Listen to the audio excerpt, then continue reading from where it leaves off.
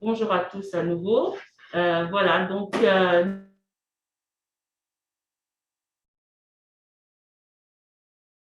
nous allons présenter le coaching avec mon collègue Antoine Madi. Et donc, il va faire la deuxième partie. Voilà, donc là, vous voyez une vue de Dakar, donc sur la corniche ouest, et une carte, parce que Dakar, c'est 19 communes. Donc, tout ce que nous faisons généralement, c'est sur ces 19 communes-là que nous intervenons. Donc, la ville de Dakar donc, constitue 19 communes de plein exercice. Nous allons d'abord aborder les enjeux du coaching territorial, à partir desquels nous allons tirer cette deuxième partie qui est le fondement et les principes. Alors, donc, au niveau de Dakar, ce que nous avons retenu, c'est qu'il y a une mise en synergie des acteurs d'un territoire donné.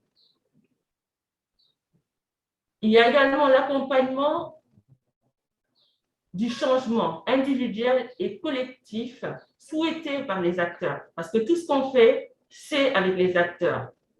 Et c'est un accompagnement. Donc, il ne s'agit pas de venir imposer des solutions aux acteurs, mais c'est avec eux, de co-construire et de trouver la bonne solution qui résout le problème. Alors, le processus doit être piloté par un coach territorial.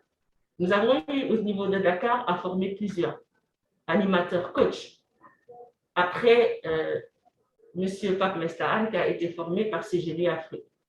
Alors, nous avons fait quelques constats. Il y a une difficulté de dialogue généralement et de mise en synergie des acteurs qui freine l'enclenchement de la dynamique du développement. Donc, il faut arriver à dépasser cela. Il y a également une nécessité d'analyser et de comprendre les comportements qui sont et les attitudes qui sont à la base des plus grandes réussites comme des plus grandes résistances dans la mise en œuvre des changements souhaités.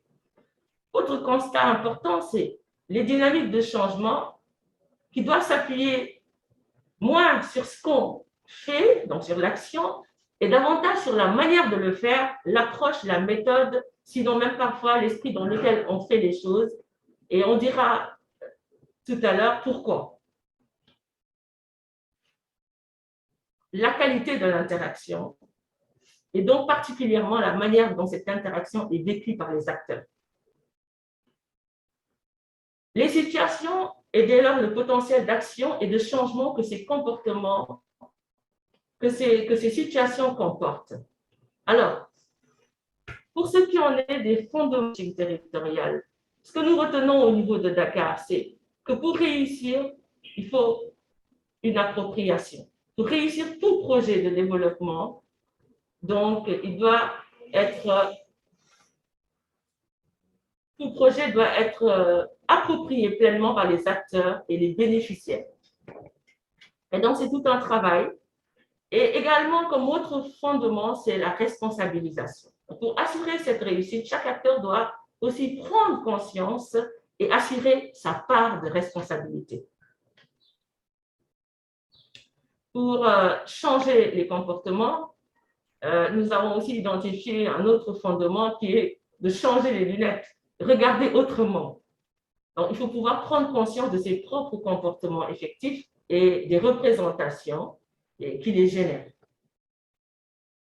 Pour dialoguer et construire les synergies, il y a besoin de se connaître, se comprendre, se reconnaître mutuellement, rétablir la confiance ou même établir la confiance.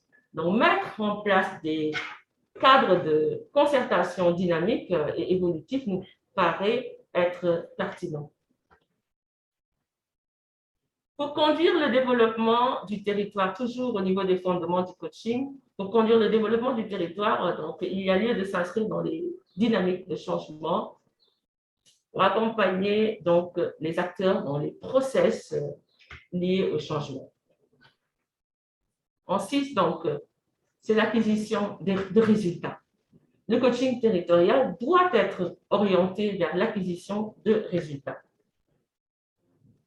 En 7, donc, nous disons que les activités d'accompagnement propres au coaching territorial ont pour ambition de déclencher des effets de transformation ou des impacts en matière de changement. Alors, finalité, il y a une finalité ultime majeure, disons, c'est l'amélioration des conditions de vie des populations. Mais il y en a d'autres que nous avons identifiées.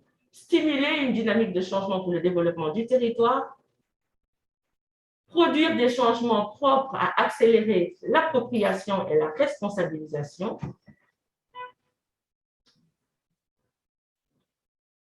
Également, nous avons identifié différents sujets de travail, donc, que nous avons expérimentés au cours de la phase pilote qui a concerné 3 communes d'arrondissement, Grand Yoff, Anne-Belair et Dieuppeul-Derklé. Donc, il s'agit de la dynamisation du tissu économique, structuration de filières, le développement local, donc meilleure adéquation des décisions des élus locaux avec les besoins des populations, de la population, à gouvernance territoriale, une gouvernance inclusive et participative, la valorisation et la mobilisation de ressources du territoire au service de son développement, ainsi que la mobilisation des diasporas. Pour en venir maintenant aux objectifs, nous avons identifié donc un objectif général, donc d'ailleurs améliorer la gouvernance territoriale, la pertinence et l'efficacité des politiques publiques locales, faciliter le bon exercice des rôles et missions des collectivités territoriales et des acteurs locaux, co-construire, parce que c'est important, la co-construction, monsieur Elambassi en parlait tout à l'heure, donc co-construire, créer des solutions locales, nouvelles et innovantes pour résoudre les problèmes qui se posent quotidiennement aux populations. Par rapport aux objectifs spécifiques, nous parlons d'abord de facilitation pour créer des cadres de concertation. C'est ça ce que le coaching peut apporter. Mettre en place et piloter les processus d'écoute mutuelle, de dialogue et de création de synergies basées sur l'adoption de comportements appropriés, accompagner les acteurs dans le développement et du changement qu'ils veulent conduire et de la formalisation des actions qui en découlent. Alors, je m'en vais donc laisser la parole à M. Antoine Mendy, donc qui va aborder la deuxième partie, les 5 principes et fondements du coaching territorial à Dakar. Voilà, c'est la quintessence de ce qu'on a pu tirer de l'expérience sur le terrain. Les 3 communes. Antoine. Merci, Madame Nyon. Je sans plus tarder accès à Dakar. D'abord, il s'agira d'une démarche ancrée dans la vie, un ancrage institutionnel fort, un portage politique et partagé, portage technique, une démarche inclusive, c'est-à-dire qui nécessite la participation de tout le monde des partenaires, une division du coaching territorial dans les différents départements, directions et services, la mobilisation et la valorisation du programme des volontaires de la ville déjà formés à la gestion urbaine. Il s'agira ici de s'appuyer sur le programme des volontaires qui sont établis sur l'ensemble du territoire et qui connaissent l'ensemble des quartiers. Utiliser la langue des acteurs, c'est-à-dire accompagner les populations et les organisations à la base dans leur langue maternelle. Il s'agira de formaliser un corpus de coaching territorial en Wolof, des animateurs coachs volontaires et les cadres de la ville, membres du comité technique. De s'appuyer la constitution d'un réseau de points focaux dans les quartiers. 3, concernant l'adaptation au contexte culturel, il paraît important de prendre en compte la diversité des acteurs et de leur contexte culturel. d'adapter les démarches et outils en tenant compte des caractéristiques culturelles des acteurs, de développer des outils de communication sociale, une démarche structurée et adaptée en 5 points, déterminer d'abord la prestation,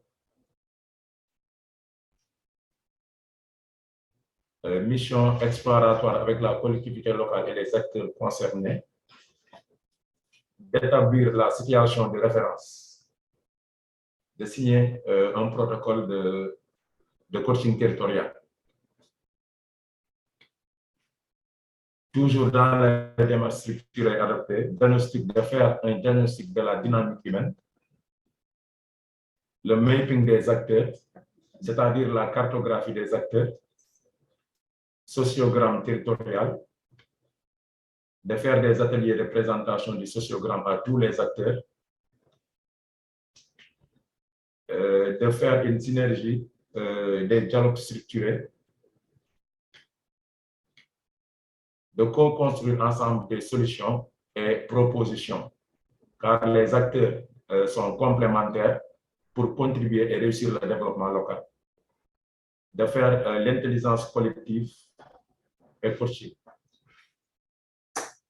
de discuter et valider donc des plans d'action, de mettre en œuvre des plans d'action pour le changement, de signer des protocoles d'accord multi-acteurs,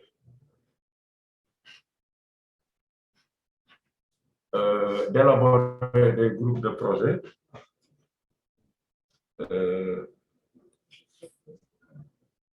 de faire une phase de réalisation,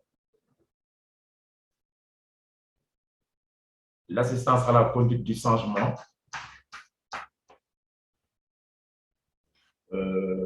l'appui du coaching à la mise en œuvre des actions, ainsi que l'accompagnement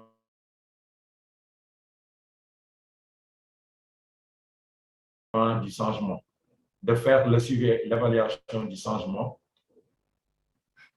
une démarche axée aux résultats et aide à la décision. La démarche est orientée ici vers l'acquisition des résultats, notamment des acteurs à la base qui deviennent force de proposition et de réalisation. La démarche permet de fournir aux élus des éléments d'aide à la décision, données et informations utiles. Merci à nos partenaires du coaching territorial.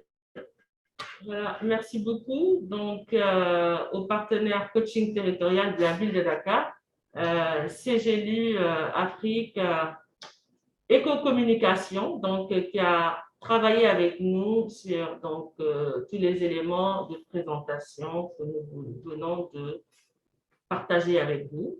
Et nous vous remercions encore de votre attention.